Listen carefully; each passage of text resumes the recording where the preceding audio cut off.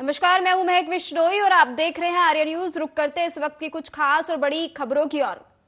शुक्रवार की शाम 7 बजे वाहन चालकों में उस वक्त हड़कंप मच गया जब कोतवाली पुलिस ने मिशन चौक में संघ वाहन चेकिंग अभियान चलाया और नियमों का पालन न करने वाले वाहन चालकों पर जुर्माना लगाया। कोतवाली थाना प्रभारी आशीष शर्मा ने बताया कि पुलिस अधीक्षक अभिजीत कुमार रंजन के निर्देशन पर और अतिरिक्त पुलिस अधीक्षक संतोष डेहरिया और नगर पुलिस अधीक्षक ख्याति मिश्रा के मार्गदर्शन में मिशन चौक में वाहन चेकिंग की गई, जिसमें संदिग्ध वाहनों की जांच की गई और वाहनों के दस्तावेज चेक किए गए।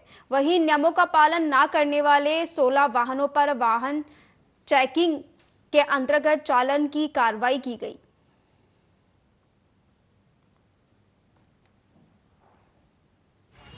श्रीमान पुलिस अधीक्षक महोदय के निर्देशन में अतिरिक्त पुलिस अधीक्षक महोदय एवं नगर पुलिस अधीक्षक महोदय के मार्गदर्शन में शहर में थाना क्षेत्र में भ्रमण एवं मिशन चौक पे वाहन चेकिंग की जा रही है।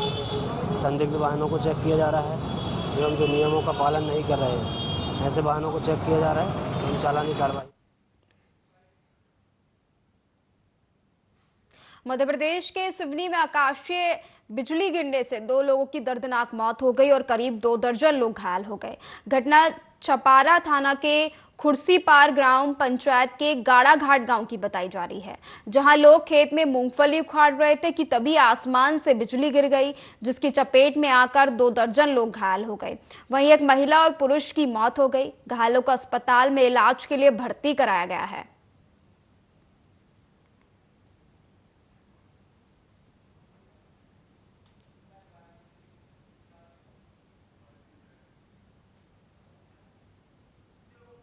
मध्य प्रदेश के दतिया में कोतवाली थाना क्षेत्र के भदौरिया की खिड़की कड़ियापुरा में रहने वाला एक परिवार अपने पड़ोसी के दबंगई के कारण बेहद परेशान है।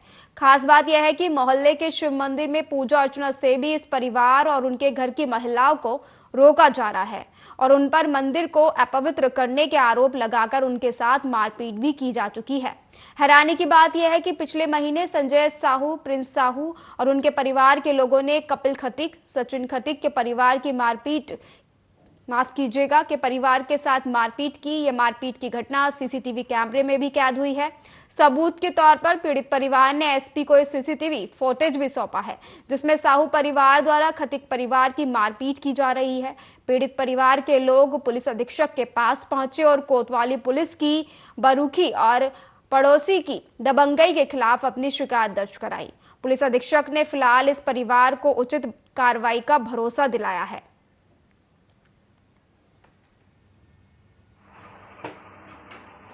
अभी मम्मी गई थी और हमारी मिसेज गई थी तो उन्हें भी गाली दी। उसके बाद हम लोग गए तो हमने संगई ढालने गए, फिर हमें गाली देने लगी कि तुम संगई ढालते हो अपवित्र हो जाते हैं, जे वो खाना और खटीक वगैरह बोलती रहती हैं। और उसके बाद जब हमने उनसे कहा तो हमें लाठी डंडा लेके मारने आ गए। इसका वीडियो है, हमारे यहाँ कैमरा लगे हैं तो हमने पेन ड्राइव वीडियो लगा दिया उसमें। और हम जाए इसके पहले और अभी हम पे केस लगा चुके हैं क्योंकि वो नेतागिरी में जुड़े हुए हैं। और जब भी हम रिपोर्ट डालने जाते हैं तो हमें धमकी देते हैं और कोतवाली बाहर खड़े हो जाते हैं। और हमारी माताओं, मम्मी और भाभी को भी गालियाँ देते हैं। जब हम मंदिर पर शिव जी का मंदिर है, शिव जी को ढालने जाती हैं तो गालियाँ ही देती हैं। तो हम उनका जब भी बातचीत करते हैं तो वो हम पर उल्टी गालियाँ देते हैं और थोड़ी यदि हम और ज़्यादा बातचीत करते हैं तो मारने का प्रयास करते हैं, लठ वगैरह लेकर आ जाती हैं। फिर उसके बाद झूठा मुकदमा कर देते हैं। जब उन्होंने किया है तब 8 तारीख को क्या घटना हुई? 8 तारीख को भी यही घटना हुई कि पहले मम्मी और भाभी गई एक के साथ जाते हैं नहा धोकर स्नान करके, तो उसके बाद उनको गालियाँ दी तो वो शांत चली आए। तो हम लोग गए, जब हम गए तो हमें भी गाली देने लगे। जब बाद में भैया गए तो उनको कुछ ज़्यादा ही गाली दे दी तो उन्होंने कह दिया कि गाली क्यों दे रहे हो। तो बाद में उन्होंने ये कहा कि तुम लोग मंदिर अपवित्र करते हो, खटीक वालो, तुम लोग ऐसा, और भी अपमानित गालियाँ दी जिनको कहना भी अच्छा नहीं लग रहा मुझे। और बैतूल जिले के चचौली के आलमपुर में एक बड़ा हादसा हुआ, जहां ट्रक अनियंत्रित होकर पलट गया। घटना में ट्रक ड्राइवर की मौत हो गई।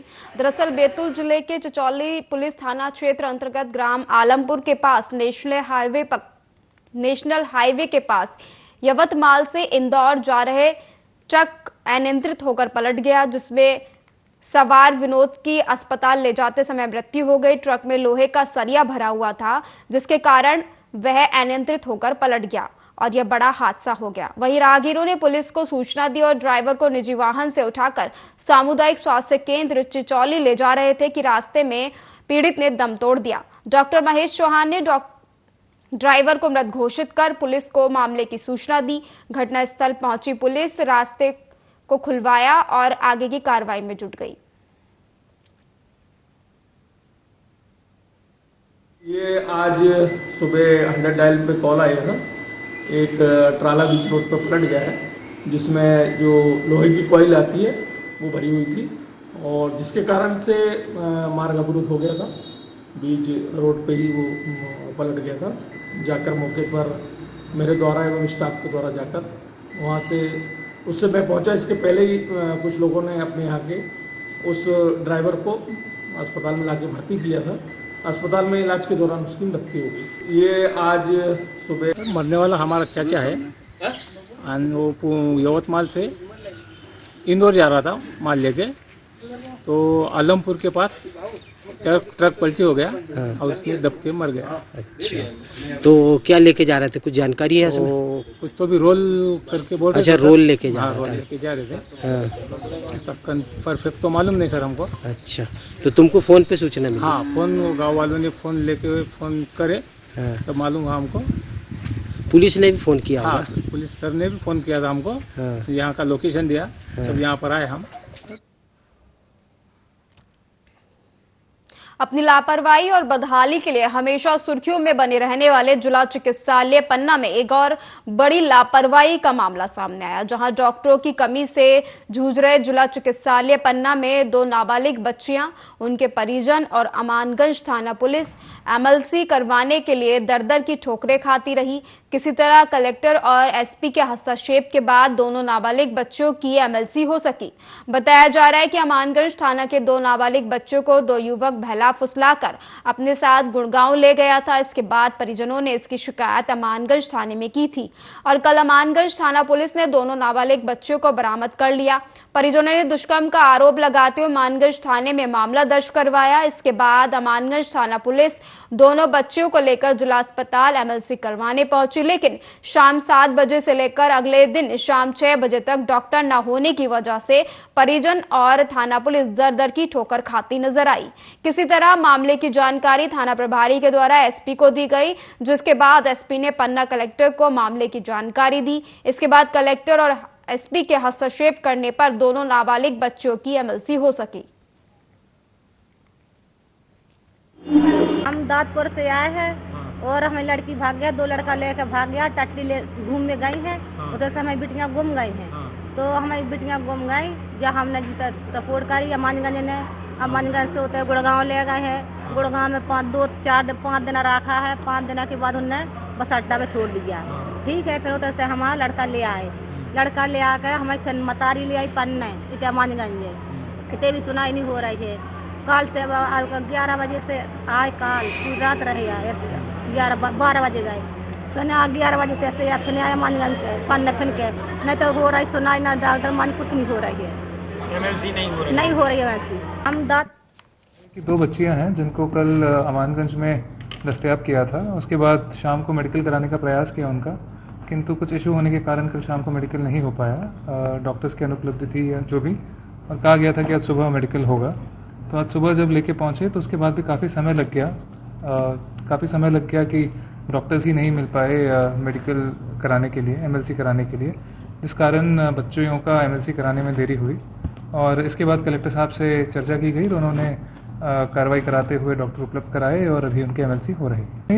ये क्या हुआ, बलात्कार हुआ बेटियों के साथ। पन्ना आए, पन्ना में हुआ दिन भर काल।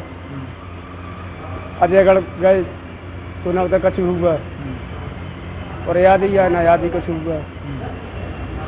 तो लगातार परेशान हो, भूखे प्यासे 3-4 आदमी हैं। कितनी बच्चियों के साथ हुआ? 2। दोनों नाबालिग हैं, 2 बच्चियाँ। कितने साल की? एक 16। और आपको बता दें कि अमरपाटन पुलिस ने मुखबिर की सूचना पर बड़ी कार्रवाई की। पुलिस ने गांजे के 24 हरे भरे छोटे बड़े पेड़ पकड़े। मामले में एक आरोपी को भी गिरफ्तार कर मामला दर्ज किया गया है।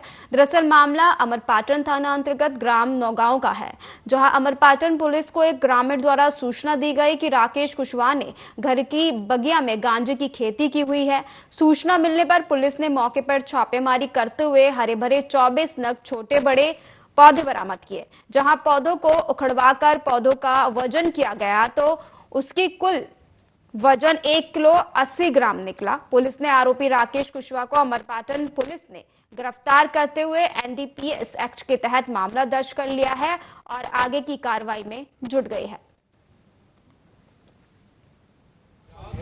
हाँ, कल मुखबिर की सूचना पे थाना अमरपाटन की पुलिस जाके कार्रवाई की है। ग्राम नौगांव में राकेश कुशवाहा हैं, उनके बगिया में 24 तक हरे पौधे 1 किलो 80 ग्राम हैं, छोटे बड़े पौधे हैं, जिन्हें जब्त करके आरोपी को गिरफ्तार करके माननीय न्यायालय पेश किया गया। हाँ, कल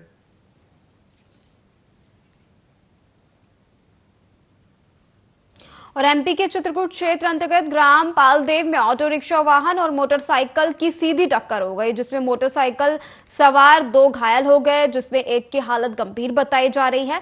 जानकारी के अनुसार मोटरसाइकिल सवार शिक्षक वीरेंद्र पटेल गंभीर रूप से घायल है।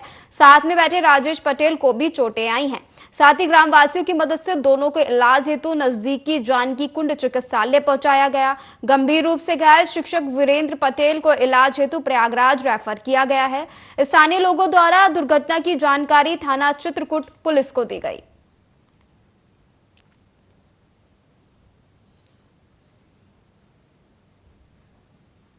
और MP के झाबुआ किशनपुरी मंडी स्थित शराब दुकान पर पत्थरबाजी का मामला सामने आया।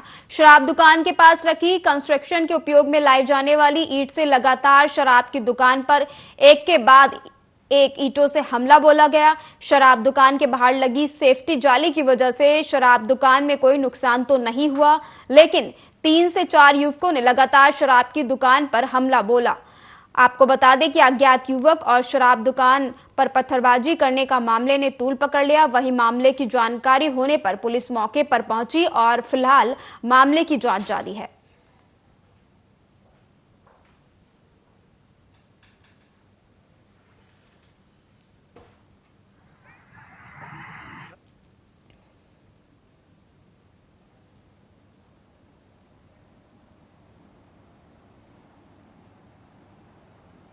और आपको बता दें, मध्य प्रदेश के बैतूल से एक बड़ी खबर सामने आई, जहां पिछले कुछ दिनों पूर्व प्रदेश के मुख्यमंत्री मोहन यादव के निर्देश पर कलेक्टर नरेंद्र कुमार सूर्यवंशी, पुलिस अधीक्षक निश्चल झरिया, जिला खनिज अधिकारी मनीष पालीवाल द्वारा संयुक्त रूप से कार्रवाई करते हुए रेत का अवैध उत्खनन और परिवहन करने वाले माफियाओं पर कार्रवाई कर आपराधिक प्रकरण दर्ज किए गए।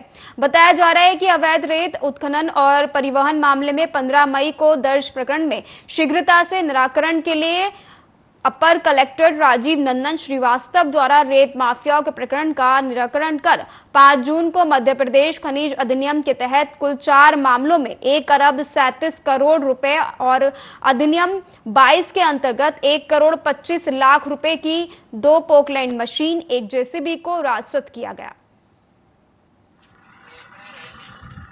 और उसमें इन प्रकरणों में हमने भारतीय दंड संहिता 1890 की धारा 379 जिसे चोरी की धारा बोलते हैं वो, और दूसरा सार्वजनिक संपत्ति नुकसान निवारण अधिनियम की धारा 3, इसके तहत हमने FIR भी दर्ज कराई और साथ में समानांतर रूप से खनिज नियमों के तहत भी प्रकरण दर्ज कराए थे। इन्हीं प्रकरणों में सुनवाई करते हुए विभिन्न लगभग 6 लोगों के विरुद्ध, जिसमें अंकुर उर्फ रिंकू राठौर, अरशद, इलियास, महेंद्र दाकड़, दीपेश पटेल, रविंद्र चौहान जो निवासी भोपाल इत्यादि के हैं, इनके विरुद्ध हम लोगों ने जो मध्य प्रदेश खनिज का अवैध खनन परिवहन नियम 2022 है उसके सेक्शन 18(6) और 22 के तहत कार्रवाई करते हुए इन माफियाओं पर हमने लगभग 137 करोड़ रुपए की शास्ति आरोपित की है। और गुना जिले भर में सड़कों में गड्ढे और किसी किसी जगह तो सड़क ही उपलब्ध नहीं है, जिसे लेकर आए दिन ग्रामीण और शहरी क्षेत्रों के निवासियों को अनेकों समस्याओं का सामना करना पड़ रहा है, जिसे लेकर गुना शहर से लगे हुए ग्रामीण क्षेत्र के निवासियों ने हनुमान चौराहे पर चक्का जाम किया। साथ ही स्थानीयों का कहना है कि हम अनेकों बार जनसुनवाई में सड़क को लेकर ज्ञापन दे चुके हैं, लेकिन किसी ने आज तक हमारी सुनवाई नहीं की। यहां तक कि आला अधिकारियों को हम सड़क ना होने की समस्या से भी अवगत करा चुके हैं, लेकिन कोई ध्यान। आवेदन कम से कम हम दे रहे हैं। आज मेरी उम्र कम 32 साल हो गई, 12 साल की उम्र से मैं आवेदन दे रहा हूँ। आवेदन देते हैं, देखो कलेक्टर जी सब जन सुनवाई भी देते हैं, उसमें पटक देते हैं कचरे के डिब्बे में, कोई सुनवाई यही। कितने क्या रोड बनना है आपकी? हमारी जे क्या बोलते हैं जी, अपने अशोकनगर रोड है ना, जहाँ से पूरे 1 किलोमीटर भी नहीं है हमारा वाला गाँव। कौन सा गाँव है? सिंगवासा चक, पहला सिंगवासा पड़ता है, उसके बाद में चक पड़ा था। सिंगवासा चक के कुछ लोग आए थे, इन्हें रोड की समस्या को बता रहे हैं, जिसके संबंध में हमने इनको उचित निराकरण करने के लिए अभी सलाह दी। उसके बाद मौका अवलंबन किया जाएगा और उचित रूप से इनकी समस्या का समाधान। सिंगवासा चक के कुछ लोग आए थे, इन्हें रोड की समस्या को बता रहे हैं। अपराध का ये तरीका आयुष्मान खुराना की ड्रीम गर्ल से हूबहू मिलता है। जब राजधानी की कोहे फिजा पुलिस ने एक मामले की जांच के बाद इस शातिर ठग को गिरफ्तार किया तो खुलासा हुआ कि युवती की आवाज निकालने में माहिर ये शातिर चालबाज अब तक दर्जनों लोगों को चूना लगा चुका है। इस शातिर ने ड्रीम गर्ल फिल्म देखकर वारदात का ये तरीका सीखा। दरअसल लाल घाटी के रहने वाले अमन नामदेव ने थाने में आकर शिकायत दर्ज कराई थी कि लगभग 3 माह पहले इंस्टाग्राम की आईडी के उसकी दोस्ती शिवानी रघुवंशी नाम की युवती से हुई थी। शिवानी के साथ इंस्टा पर चैटिंग शुरू हुई और कुछ दिनों बाद उसने सोशल मीडिया पर ही शादी का दबाव बनाया, जिसके बाद उसने आत्महत्या की धमकी भी दी थी। इस पूरे घटनाक्रम के दौरान एक बार भी अमन और शिवानी की मुलाकात तक नहीं हुई। इसके बाद शुरू हुआ वसूली का दौर। इंस्टा पर ही शिवानी सुसाइड करने की धमकी देकर धमकाती रही और अमन उसे फोन के जरिए पैसे देता रहा। अमन शिवानी के फोन पे अकाउंट पर 30,000 रुपए दे चुका था। उसके कुछ दिनों बाद आशु मेहरा नाम का युवक शिवानी का गुरु भाई बनकर अमन से मिला और कहा कि शिवानी ने फांसी लगा ली है, वह गंभीर हालत में अस्पताल में भर्ती है और उसे इलाज के लिए पैसों की जरूरत है। डरे हुए अमन ने तब भी आशु को 70,000 रुपए दे दिए। इसके बाद अमन को अपने साथ धोखाधड़ी का एहसास हुआ। वह सीधा पुलिस के पास पहुंचा और अपने साथ हुई आप बीती सुनाई। पुलिस ने तत्काल इस मामले में आपराधिक प्रकरण कायम कर इंस्टा आईडी और फोन पे नंबर के जरिए शिवानी की तलाश के लिए एसीपी निहित उपाध्याय के दर्शन में स्पेशल टीम बनाई। जांच में सामने आया कि इंस्टा की आईडी और फोन पे अकाउंट आशु ही चला रहा था। जब पुलिस ने आशु उर्फ अजय उर्फ छोटू मेहरा को हिरासत में लिया तो हकीकत सामने आई। पूछताछ में आशु ने बताया कि वह दर्जनों लोगों को इसी तरह ठग चुका है। आशु ने बॉलीवुड फिल्म ड्रीम गर्ल देखकर लोगों को ठगना शुरू किया। युवती की आवाज निकालने में माहिर आशु ने लोगों को फंसाने के लिए फेसबुक, इंस्टा पर युवतियों के नाम की कई आइडिया बना रखी थी। अब पुलिस को उम्मीद है कि आशु के हिरासत में आने के बाद ऐसे अन्य मामलों का खुलासा भी हो जाएगा। दिनांक 4 को एक सूचनाकर्ता अमन नामदेव जो लाल घाटी का रहने वाला है, इसके द्वारा एक सूचना दी गई थी। एक फर्जी आईडी इंस्टाग्राम के माध्यम से वो किसी लड़की के संपर्क में आया था। फिर बाद में उसके साथ जब फ्रॉड हुआ तो उसको मालूम चला कि ये आईडी थोड़ी फर्जी लग रही है, तो जिसकी शिकायत उसके द्वारा की गई थी। जब उसकी तस्दीक की गई तो आईडी जो चलाया जा रहा था वो शिवानी रघुवंशी के नाम से जो फर्जी आईडी थी, वो किसी एक व्यक्ति के लड़का था जो उस आईडी को संचालित कर रहा था। उसको जब पकड़ा गया तो उसके माध्यम से ये जानकारी लगी कि वो और लोगों के भी संपर्क में है। वो लड़की की आवाज़ में लोगों से बात करता था और उनसे पैसे ऐंठता था। अमन नामदेव से करीब 70,000 रुपये इसने ऐंठे गए हैं इसके द्वारा। जब और पूछताछ की गई तो इसके द्वारा बताया गया कि ये एक ड्रीम गर्ल मूवी थी, तो उससे प्रभावित होकर ये काम करने लगा था। लोगों से संपर्क में लाता, लड़की बन के बात कर। और गुना के कैंट थाना क्षेत्र अंतर्गत आने वाले लूशन बगीचा में एक रहवासी के द्वारा वहां के निवासियों से बिना विचार विमर्श किए खुद के निजी मकान पर टावर लगाए जाने पर आपत्ति जताई गई, जिसमें उनके द्वारा कलेक्ट्रेट कार्यालय पहुंचकर जिला कलेक्टर सत्येंद्र सिंह को अवगत कराते हुए कहा गया कि दीपक रघुवंशी नामक व्यक्ति के पिता द्वारा उनके घर पर टावर लगाया जा रहा है, जिससे निकलने वाले रेडिएशन से तमाम प्रकार की बीमारियां उत्पन्न होने का खतरा है, जिसके लिए नगरपालिका, एसडीएम और जिला कलेक्टर से अनुमति लेना भी निवासी के द्वारा बताया जा रहा है। लेकिन टावर लगवाने के संबंध में किसी प्रकार का कोई विचार विमर्श नहीं किया गया और ना ही हम स्थानीयों को बताया गया। यदि उन्हें टावर लगवाना है तो किसी अन्य जगह लगाएं, इसमें हमें कोई आपत्ति नहीं है। हमारे यहाँ लूसन बगीचे में टावर लगा रहे हैं। टावर लगने से जो रेडिएशन निकलता है उससे सब लोगों को दिक्कत है। हमारे यहाँ सबके यहाँ पहले से एक दो पेशेंट हैं और वो सब सारी दिक्कत है। हमारी गली के बगल में एक और गली है, वहाँ पर भी टावर लगा तो वहाँ कई सारे पेशेंट हैं। तो हम नहीं चाहते हमारे मोहल्ले में टावर लगे। टावर दूर कहीं लगता है, ये हमारे मोहल्ले में क्यों लगा रहे हैं? तो ऐसे से सब सारी दिक्कतें हैं। कितने लोगों की बस्ती है? लगभग कम से कम 500-1000 के आसपास। कौन सी कंपनी का टावर लग रहा है? आप ये पता नहीं है सर, एयरटेल का लग रहा है, किसका लग रहा है, लेकिन लगना नहीं चाहिए। रहवासी में लगता नहीं है, लगा कैसे रहा? इन्होंने अनुमति कहाँ से भेजी है? नरेंद्र मोदी का एनडीए का नेता चुने जाने पर मध्य प्रदेश की राजधानी भोपाल में बीजेपी कार्यकर्ताओं ने अपनी खुशी का इजहार किया। विधायक भगवान दास सबनानी सहित बीजेपी के कार्यकर्ताओं ने ढोल बजाकर और मिठाई बांटकर अपनी खुशी जताई। सबनानी का कहना है कि देश के इतिहास में आज का दिन भुलाया नहीं जाएगा, क्योंकि नरेंद्र मोदी लगातार तीसरी बार प्रधानमंत्री पद के लिए चुने गए हैं। उन्होंने कहा कि पिछले 10 सालों में तेजी से देश का विकास हुआ, आने वाले 5 सालों में उससे भी तेज गति से काम होंगे। सबनानी ने बताया कि 9 तारीख को बीजेपी के सांसद, विधायक, मंत्री, जिलाध्यक्ष सहित तमाम कार्यकर्ता दिल्ली पहुंचकर प्रधानमंत्री के शपथ ग्रहण समारोह में शामिल होंगे।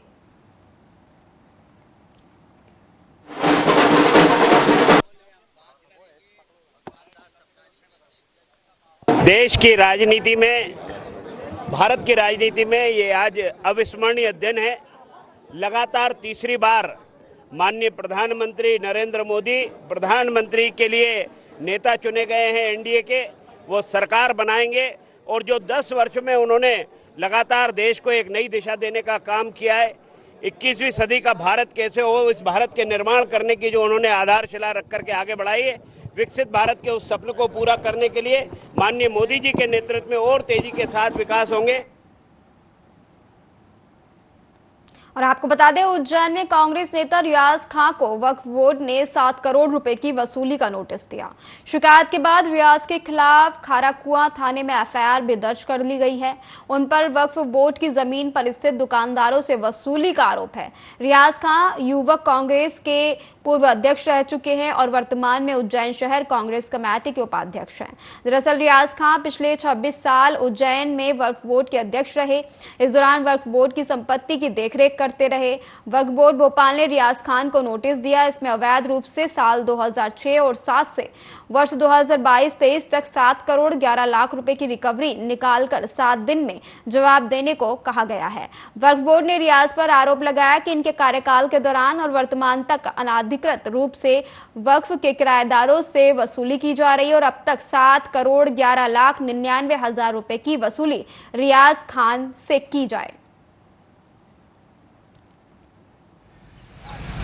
थाना खाराकुआ क्षेत्र के अंतर्गत मदार गेट कॉम्प्लेक्स स्थित है, जो कि वक्फ बोर्ड की प्रॉपर्टी है। यहाँ पर वर्तमान अध्यक्ष फैजान खान हैं, जिनके द्वारा कुछ दिवस पूर्व थाना महाकाल पर एक आवेदन पेश किया गया था, जिसमें बताया गया था कि पूर्व वक्फ बोर्ड समिति ने अध्यक्ष रियाज खान, जो कि पूर्व मदार गेट कॉम्प्लेक्स वक्फ समिति के अध्यक्ष थे, इनके द्वारा वहाँ पर किराएदारों को डरा धमका करके वसूली की जा रही है। आपको विदित हो कि पूर्व में वक्फ बोर्ड समिति भोपाल के आदेशानुसार रियाज खान को वक्फ बोर्ड कमेटी मदार गेट से हटा दिया गया था कुछ अनियमितताओं के आधार पर। तो आवेदन की जांच की गई। जांच में लगाए गए आरोप सही पाए जाने पर थाना खाराकुआ के अंतर्गत एक एफआईआर दर्ज की गई है, जिसमें 384 के तहत जबरदस्ती डराने धमका करके वसूली करने के आरोप उन पर लगाए गए हैं। कि मध्य प्रदेश वक्फ बोर्ड ने उज्जैन के प्रबंध कमेटी के पूर्व अध्यक्ष रियाज खान जी को 7 करोड़ 11 लाख रुपए का रिकवरी हेतु नोटिस दिया है और लगातार वहां पर वक्फ संपत्तियों को खुर्द-बुर्द किया जा रहा था। वहां से आने वाली आय को बंदरबाट की जा रही थी और इसी कड़ी में जब जांच दल वहां गया और उसने देखा कि वक्फ बोर्ड में 15 दुकानें जहां दर्ज है वहां भौतिक सत्यापन के दौरान 115 दुकानें मिली, स्कूल्स मिले, गोडाउन्स मिले, ऑफिसेज मिले। इन सबको लेकर धारा 33-34 जो वक्फ एक्ट की है उसके तहत यह कार्रवाई की जा रही है। और पूरे मध्य प्रदेश में भी इस प्रकार से जो वक्फ माफिया हैं, मैं उन्हें ताकीद करता हूं, चेतावनी देता हूं कि अब बोर्ड पूरे कानून के साथ चलता है और वक्फ एक्ट के साथ चलता है। जो भी वक्फ माफिया इस प्रकार की गतिविधि में लिप्त हैं वह सुधर जाए, सचेत हो जाए, और जिन दानदाताओं ने अपनी संपत्तियों को परोपकार के लिए दान किया था, उन संपत्तियों से होने वाली आय परोपकार पर खर्च करें। कि मध्य प्रदेश वक्फ बोर्ड ने